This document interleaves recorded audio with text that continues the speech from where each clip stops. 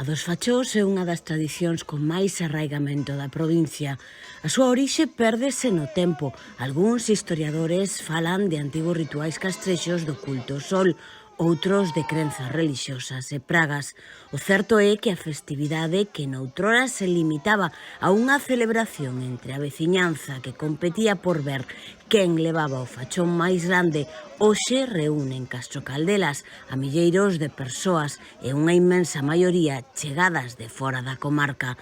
Eso sí, son os e as caldelás quen se encargan de facer o fachón xigante que a noite do San Sebastián encabeza a procesión de lume que, saindo do adro da igrexa, chega ata o castelo para voltar ao lugar de inicio onde morre nunha enorme cacharela.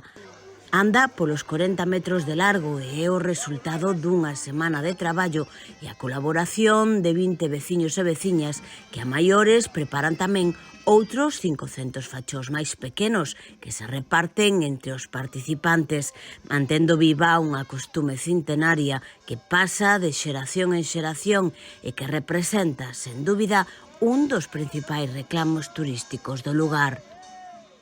A Festa dos Fachós es uno de los activos importantes para Castro Caldelas, sobre todo en un momento que terminaron las Navidades y que es un momento de impasse antes del Carnaval. Económicamente es muy importante, es como el pistoletazo de salida y yo creo que merece la pena que este pistoletazo de salida lo vivan, lo disfruten y continúen viniendo a Castro Caldelas, pero todo el año.